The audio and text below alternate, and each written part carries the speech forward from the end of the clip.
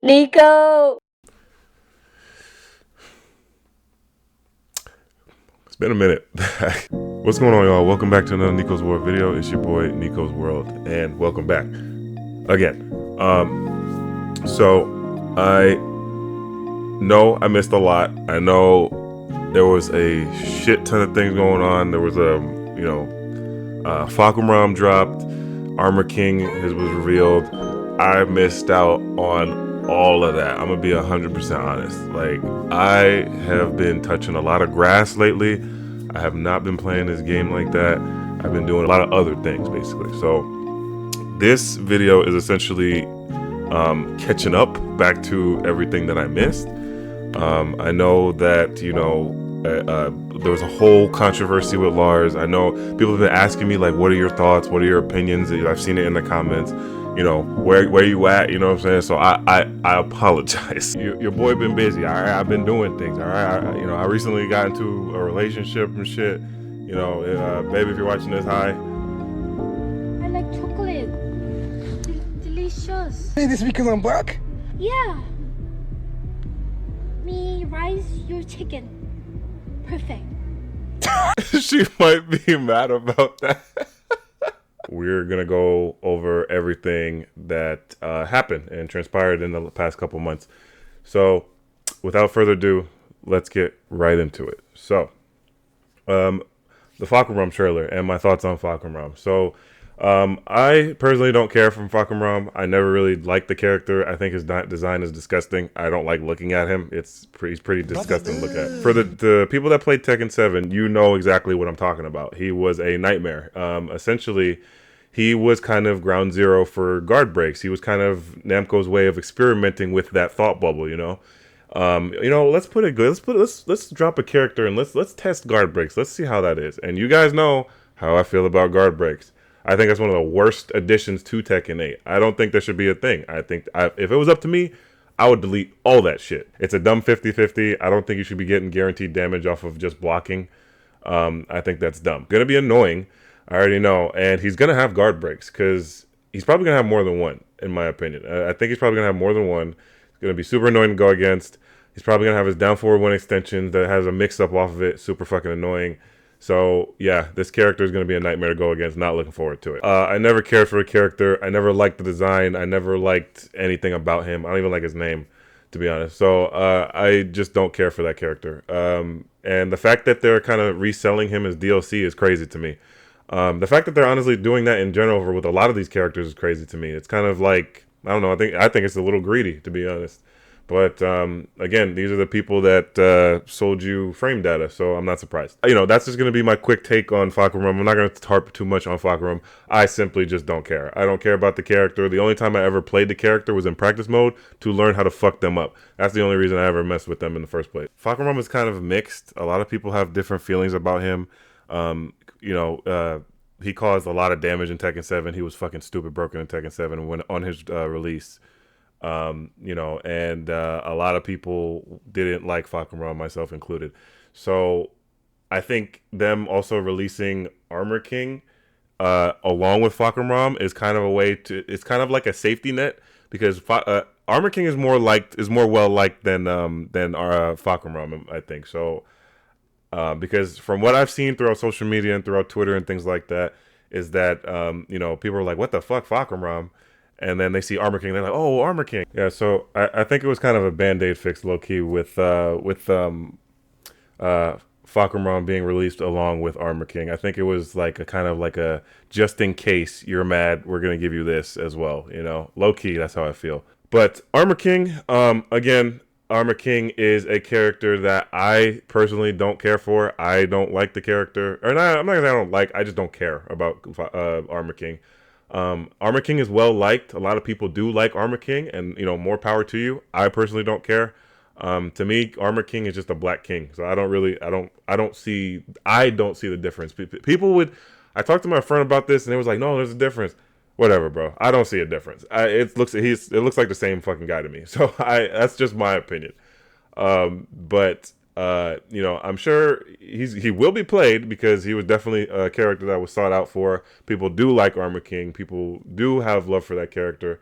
And, you know, I'm happy for the Armor King players out there. I'm glad you get your character back. That's dope for you guys.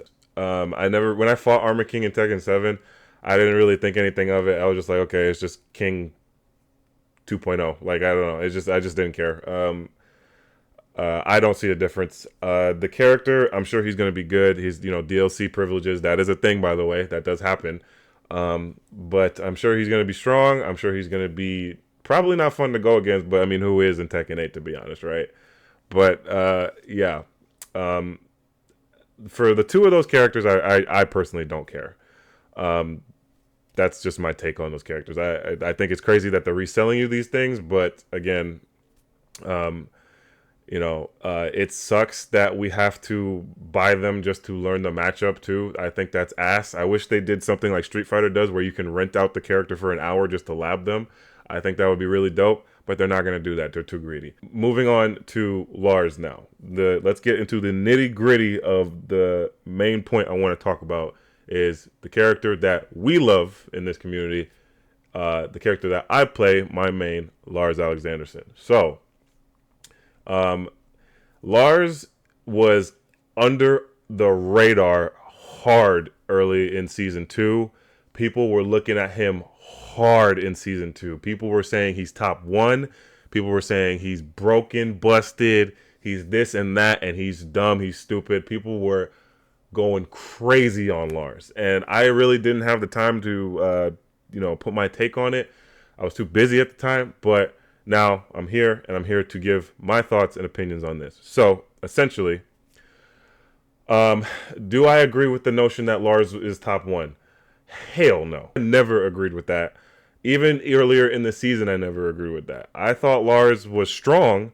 I did think that some of the things he had was dumb, but even with the dumb things, I think characters had dumber things. I don't think he was top 1 in earlier in season 2. I think one person said Lars is top 1, and then everybody jumped on it. But some things that he did have was stupid. Like the stomp in Heat was dumb. You know, while running 1 was a stupid move that he didn't need, to be honest. And you know, the down forward 1 extensions that they just gave him for. I mean, I don't know. I'll take it, but I don't think he really needed it, to be honest. But essentially that was the things that they gave him. They you know, they gave him all these different tools and these different things, and yeah, some of them were stupid, but was it dumb enough to say that he's top 1? No, I don't agree with that. I think that characters had dumber things. I think Leo was worse, in my opinion. I think Nina is worse earlier in season 2. I thought King was worse. I thought Claudio was worse. There were worse characters than Lars earlier in season 2. I don't think Lars was the worst, or not worst, but top 1. I think there was much worse. I think characters had dumber things to work with than Lars did. Not saying that he didn't have dumb shit, but I think compared to them, I think theirs was worse for sure. And to add on top of that, Arslan Ash was playing Lars for a little bit, right? He was experimenting with him. He wanted to try him out, right? But I found it funny that he only tried him out for like a week. He only tried him out for a little bit, like a week, a little bit. He spent a very short time with Lars, and then he went back to Nina. So, I just find that funny that people were saying he's busted strong, stupid, but one of the best players in the world spent a week with him and said nah. So I think it's funny, and I think it kind of brings my point across a little bit more, that like the fact that people are saying Lars is top 1 is kind of far-fetched. I don't think he's top 1. You know, I just find that funny that he just kind of dropped him after he found out what was up. He played him a little bit, but after that he didn't touch him again. And I'm going to show you guys this chart too that I found, because during the Tekken World Tour tournament, there was a showing of placements for each characters and how often they were shown during the tournament, and I thought this was funny as well, because again, it further proves my point that the notion that Lars is top 1 is a little exaggerated and blown out of proportion, right? So I want you guys to check this out, right? So looking at this chart, these were the characters that were shown the most versus, the least. And you can see that right there in the middle, like the far right middle right there, Lars was shown that amount of times, right? So if Lars is so broken, busted, and he's top one, and he's the best character in the game, then why is he right there? Wouldn't you, if you're trying to win a tournament, a big tournament like the Tekken World Tour tournament, wouldn't you want to play the strongest character in the game? Why is he? And if that's the case, then why is he right there? Not saying that he's not strong. I'm not saying he's not strong. I never said that. I'm not saying he's not strong. Lars, in my opinion, I think he's a top 10. I don't think he's top 5 either. I think he's top 10 right now. I do feel like people were blowing him out of proportion. It's kind of crazy how people were talking about him so adamantly about what was going on and everything that was transpiring. I think that this is kind of a similar situation with the Den 3 buff earlier in season 1. I don't know if you guys remember that, but for those that don't know, earlier in season 1, Lars had a buff to his dynamic entry 3 because originally it was +3 on block. Now they made it to +5, and the reason being why they did that is because if you did that attack, you didn't, if it like earlier before the buff, if you did that attack, essentially you would, like, if your opponent was in rage, the rage art was pretty much guaranteed. There was nothing you could do about it. So they buffed it to where you can actually defend yourself against that option, So and people, that was one of those things that where people were blowing that way out of proportion too. People were saying like, "Oh, that's a stupid buff. Why did they give that? We should have an option against that move." And I was like, I remember people were saying that. I was like, "What the fuck are you talking about?" I was like, "What do you mean that Lars can do dynamic entry 3 and you're in rage?" And there's nothing to defend himself against that. That doesn't make any sense. In my opinion, if you have an attack that forces you into a stance and you have no option to cancel it to keep yourself safe, you should be able to have options against what they might do. Like if my opponent is in rage, I should be like, for example, right? So perfect example. I just thought of an example, right? So Lars is wall running 1. They nerfed it, right? They made it +4 instead of +7. So now if your opponent is in rage, you can, that'll beat all your options, right? But the thing is that you can cancel the stance transition. You don't have to commit to that stance, which is what they honestly should have done earlier in season 1. But, you have an option to keep yourself safe. With Lars in season 1 with dynamic entry 3, you didn't have an option. Like, you didn't have a way to cancel the stance. If you did that attack and your opponent was in rage, you died. That was it. It was guaranteed. So that was honestly a ludicrous statement that a lot of people were saying. I think that was blown up out of proportion, and I think that is equivalent to what is going on now. Don't get me wrong. Lars did have some dumb things, but I think that compared to others, I think it wasn't as bad. It's definitely not enough for people to say that he's top 1. I genuinely believe that somebody just said that and then everybody just said, yeah, top 1 him. Like, no. I disagree with that. Hard disagree. I don't think he's top 1. I think he's top 10 to top 5. But I think he's maybe around there. Not with these most recent nerfs. I think he's top 10 now. Maybe with these with the most recent nerfs that he's got, but definitely not top 1. But Lars got the most buffs in season 2, and I had a conversation with my friend. I was like, bro, if the reason he got the most buffs, but at the same time, it's like, why do you think that is? Like, again, like. I am a firm believer that you can win with anyone in this game, even in season 1, even with season 1 Lars, you can win with any character in the game. But at the same time, I think that Lars earlier in season 1 was just outshined by most of the cast, again, like in Tekken 7, and I feel like he got the most buffs for a reason. I do feel like that. I personally do feel like that. I do think that things were overdone a little bit, but I do think that some of the buffs that he got was justified. I do think that some of the things that he did have and did receive is fine. I think the stomping heat is fine. You know, it didn't need to be nerfed. Don't get me wrong. The stomp went to earlier in season 2 with the stomp. That was dumb. But where it's at right now is fine. You know, the nerf to his down forward one necessary. I did think that was necessary. You can't have a down forward one with a bunch of extensions and only be -1 on block.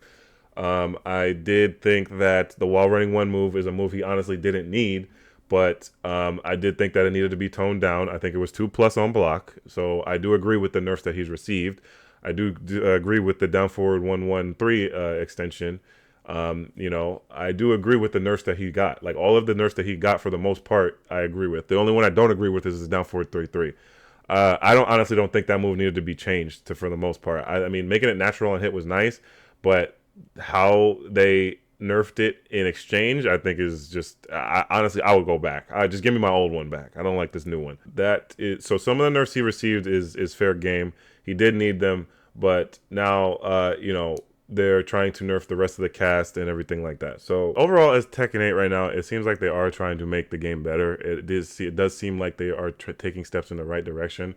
They are nerfing things. They are nerfing characters, which I am happy for. You know, they do need to keep going in that, and they do need to keep going in that direction, because the game is still not in a great spot. It still has a lot of room for improvement, but I do think that we are on the route to getting to a good spot. I think they are starting to make good changes and make you know, take steps in the right direction. This most recent patch that came out, it felt very bare minimum, to be honest. It felt very it didn't feel like enough. I feel like they could have done way more with that. It just feels like they're taking baby steps. Like it feels like they're just kind of just taking things bit by bit. And this because I believe we have another patch coming next month, but I think that's going to be the last patch for the rest of the year. If I'm not mistaken, I could be wrong, but I think that's going to be the last patch for the rest of the year. So whatever we get in the next patch, that's going to be how the game is for the rest of the year. Yeah, I don't know how that's going to pan out. I don't know what we are in store for, but I think they are starting to listen to the community, and they are saying, okay, like, we need to stop buffing things and we need to start nerfing things, because that's what Tekken 8 needs right now, is nerfs. Because everybody in this game has something that's kind of stupid in some shape or form to some degree. Yeah, so Tekken 8 is taking steps in the right direction, but there's a lot of room for improvement. We are not there yet. Yeah, let me know what you guys think in the comments, man. Let me know what you guys think about Tekken 8 right now, the current state in Tekken 8. What are your thoughts and opinions? How do you feel about the trailer with Fakaram? How do you feel about the trailer with Armor King? How do you feel about Lars being quote-unquote top 1? What are your opinions on that? You know, do you think Lars is weak? Do you think he's strong? Let's put your comments in the comment section down below. I would love to read them and hear your take on what's going on right now. I don't think Lars is butchered to the ground. I don't think he's weak. I don't think he's like unplayable. I think he's strong. I think he's good. But you know, I think that he was just blown out of proportion. Ultimately, I think he was blown out of proportion a little bit. So yeah, that's gonna do it for today's video, guys. Thank you guys for watching, and I'll see you in the next Nico's World video. Be safe out there, guys. Take care.